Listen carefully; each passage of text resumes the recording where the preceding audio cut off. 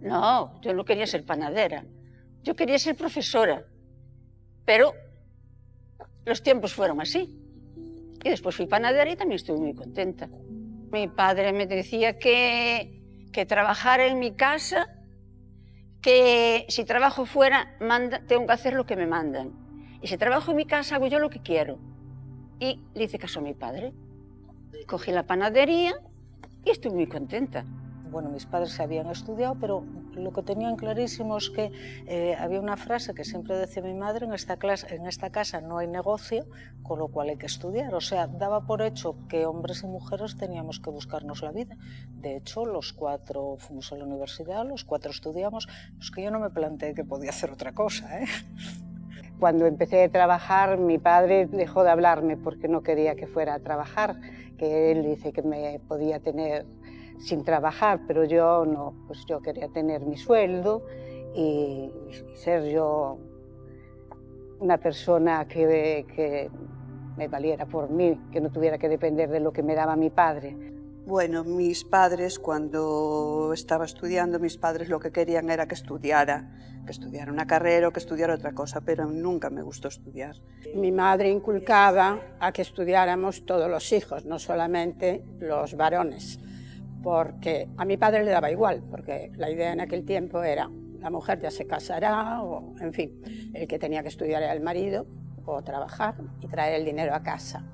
Pero mi madre tenía muy claro que las hijas, las mujeres, debían ser independientes, o sea, tener una independencia económica, no estar esperando a tener un marido que las mantuviese. Y bueno, pues toda la vida se esforzó y se sacrificaron muchísimo para que los 3 hijos saliésemos adelante. En aquel tiempo no era muy fácil que las mujeres estudiasen. En sus casas consideraban pues eso, que si eras mujer pues que no tenías por qué hacer una carrera para nada o sacrificarse ellos por ti, no lo sé. Muchas familias con más facilidades que la mía para que estudiaran sus hijos, pues sus hijas, pues por el hecho de que fueron mujeres no estudiaron, aunque ellas quisieran, pero... Entonces, ¿tú ahora qué ves? Que el que más y el que menos, el que sí que tiene acceso a unos estudios. Que no todo el mundo va a la universidad, afortunadamente no, porque si no, yo no habría de todo, ¿no? Pero que sí que todo el mundo ahora se busca la vida. Que sí el que tiene hijos, aquello de ya te quedas en casa y vas a estudiar, pues ya no. Claro, pero antes era tan curioso que a mí me contaba pues, la chica de la señora que trabaja conmigo, que ella estudió lo que había aquí en Jubia, ¿no? Ella es de Jubia, y cuando tenía que estudiar el bachiller, no hablo de la universidad, tenía que ir a Ferrol. Entonces en su casa tampoco se lo plantearon, sí que iba a Ferrol. De todos los que iban aquí, iban 2 a Ferrol, me dijo. Y entonces viene la vecina y le dice a la madre que cómo se les ocurre gastar el dinero, mandarla a Ferrol, si total va a echar novio y se va a casar. Y a mí me llamó la atención porque eso mismo se lo dijeron a mi madre 60 años antes. Hubo un avance, sobre todo en los últimos años, que no lo podemos negar, afortunadamente. Si tú me preguntas si ya está, yo te digo no, para nada, para nada. ¿Qué veo yo? Que yo cuando llegué aquí, las mujeres, salvo 4 de determinadas profesiones, o las panaderas en Leda, que es cierto que trabajaban todas, iban al volante de la furgoneta, lo cual ya era chocante, pero aquí el resto, gente que sí podía haber estudiado, pero que ni en su casa ni a ellos se les pasó por la imaginación, muchísimas. Yo tenía 19 años cuando saqué el carnet de conducir y una furgoneta. Y claro, las mujeres de aquella no andaban en coche, menos en furgonetas. Y llamaba la atención, porque claro, me veía joven y con la furgoneta, pues claro, llamaba la atención, pero bueno, bien, bien. Y estoy muy satisfecha. Los hombres estaban siempre en casa, o sea, eran los que cocían y todo eso, pero las mujeres eran los que andábamos siempre vendiendo. Mi hermana y yo cocíamos. Primero tuviéramos un señor, pero después, porque claro, el señor mandaba más que nosotros. Entonces dije, no. Y aprendió mi hermana a meter el pan y yo también, y metió el pan, más bien. Vamos, se me dio bien, ¿no? Lo que yo me encontré cuando llegué que tampoco me extrañó porque en aquella época también era normal, ¿no? Pues que mujeres médicos en el hospital, pues había 3 o 4, el resto era todo hombres. Y que en mi época, cuando yo estudié, fue un año de boom de medicina, que estudiamos mucha gente medicina, y ya había mucha mujer. Luego, por otra parte, todos los cargos que había directivos en cuanto a jefes de servicio, de sección, el gerente, eran todo hombres, claro. Mujeres éramos tan pocas que poco había. Y esa era la realidad que nos encontrábamos. Tenías que demostrar que hacías el doble, que valías el doble, que no te perdías una, para conseguir pues, lo que la mayoría de los hombres hacían, pues, bueno, se iban antes, llegaban más tarde, pero bueno, no estaba mal visto. Tú allí no te desmarcabas por si acaso. En aquella buena parte de la consulta, al principio sí como una cosa que me llamó la atención, siempre había habido médicos, hombres, ¿no? Y entonces a mi consulta venían muchísimas mujeres y al principio hombres pocos. A mirarse bastante poco. Luego sí, luego empezaron como cogiendo confianza de venir de acompañantes y ya se decidían ellos a consultar. Sí, todos hombres, sí. Todos eran encargados. Mujeres, yo nunca tuve una mujer que mandara, vamos, en mí. No. Es que los hombres eran los que trabajaban como mecánicos en la empresa, hacían, pero después todo el trabajo que era de hilos y eso, para repasar y todo, era cosa de mujeres. Todo lo llevaban las mujeres. Más adelante ya cambiaron los telares y todo y trajeron hombres, pero yo creo que como las mujeres eran buenos tejedores, pero como las mujeres desde luego que no. Que yo recuerde, solamente tuve un compañero hombre. No recuerdo, yo creo que no hubo ninguno más. No sé si es porque se considera un trabajo de mujeres o porque... no sé. Y es más que conozco gente que trabaja en otros concellos y no conozco a nadie que tenga compañeros trabajando hombres. O sea, que se da que es un trabajo de mujeres. Y es un trabajo, una profesión muy necesaria a día de hoy porque hay mucha gente mayor y mucha gente sola, sin compañía. La única compañía que tienen es la nuestra, a lo mejor en las 24 horas del día. El equipo directivo eran hombres, a segunda etapa subían los hombres, las mujeres ni se consideraba que pudieran subir a segunda etapa, pero bueno, aquello cambió pronto. Quizás porque coincidió que cuando yo llegué, pues llegamos un montón de mujeres, casualidad.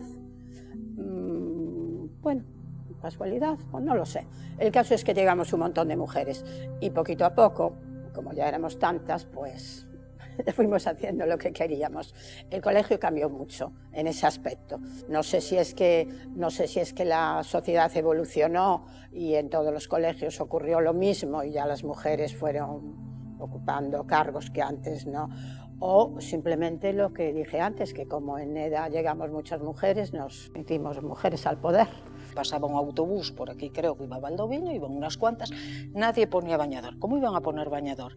A mí de aquella que me parecían tan mayores, y a lo mejor era gente de 70 y pocos años, ¿eh? Lo que pasa que, bueno, gastadas por el campo, por la familia, bueno, la labor de zapa que tuve que hacer yo para que pusiese un bañador, claro, yo les decía, no, si va a ser mejor que enseñe la faja que el bañador. Y luego en los domicilios realmente sí que veíamos muchísimo machismo, muchísimo, ¿eh?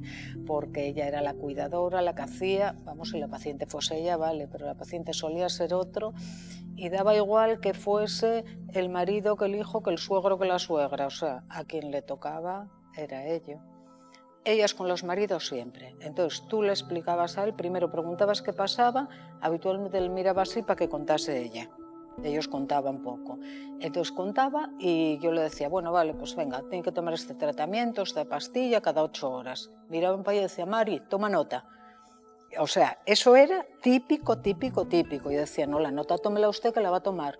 No, ya ella me dirá, mire, tiene que comer, eso ya explíqueselo a ella, que era tal. Para explorarlos, para quitar la ropa. Yo tenía muchas mujeres que les quitaban la ropa. Si ella se ponía a hablar cuando yo auscultaba, eso se lo tomaba en serio, entonces miraba para la mujer y decía, ti cala. Y yo seguía auscultando, y entonces luego ya una vez que yo había auscultado, el resto de las recomendaciones para la mujer. En la gente de esa generación pues los hombres no estaban habituados a hacer tareas domésticas ni a hacer las cosas de casa. Pero bueno, esto fue cambiando bastante. Yo, para mí, había cosas que, vamos, que hoy en día pues no se consiente el que te digan ciertas cosas, pero había de todo. Yo quería estudiar y como no pude estudiar, pues después de que dejé el horno, dije, pues algo tengo que hacer. Entonces hice el graduado escolar. Fui a los 56 años por allí y lo saqué año por año y bien, me dieron el título y todo. Yo creo que el acceso a la cultura, a tener unos estudios, a tener unos conocimientos, sí que dio muchísima más acceso a igualdad a otros sitios. Ahora ya no es raro, y ahora ya llega cualquier hombre a que tú lo explores. Antes depende qué zona, ¿eh? Cuando yo tenía 10 años, estaba en cama, durmiendo, claro, desperté porque estaba soñando de que tenía una libreta y un lápiz y estaba haciendo recetas de galletas y bizcochos y bajé corriendo a mi padre, porque mi padre para mí era todo. Papaiño, ¿qué? Mira que soñé. Y entonces mi padre, ¿qué soñaches, mi niña? Soñé que iba a hacer un libro de repostería. Me abrazó, me cogió en el colo y me dijo, miña niña, acórdate sempre de min, fai o libro. Papaiño, eu tengo 10 años, soy pequeñita. Xa terás anos suficientes para poder facer o libro.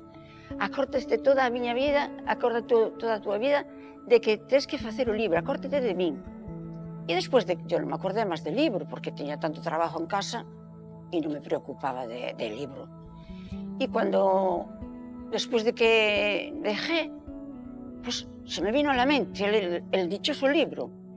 Y dije, pues voy a hacer el libro. Y así fue.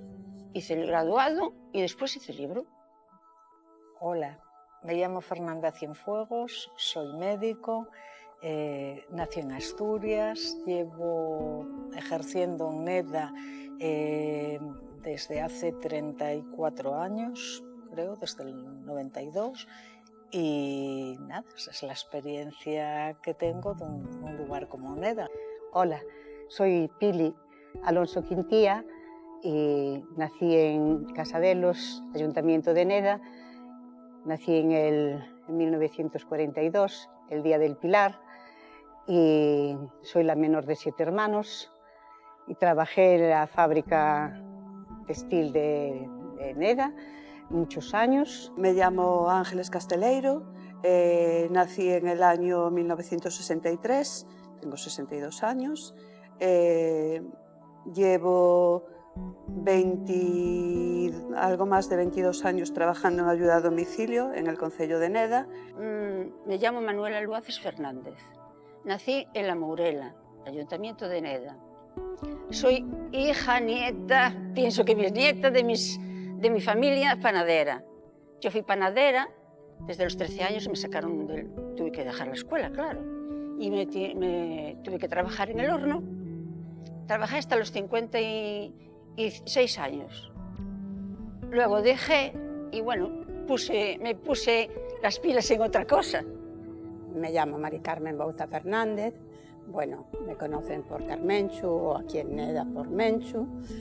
Nací en Zugarramurdi, un pueblo de Navarra, para mucha gente conocido porque es el pueblo de las brujas. Y nací en el año 1947, en octubre. Estudié magisterio, como bien dije, trabajé en el colegio de San Isidro y en otros colegios también.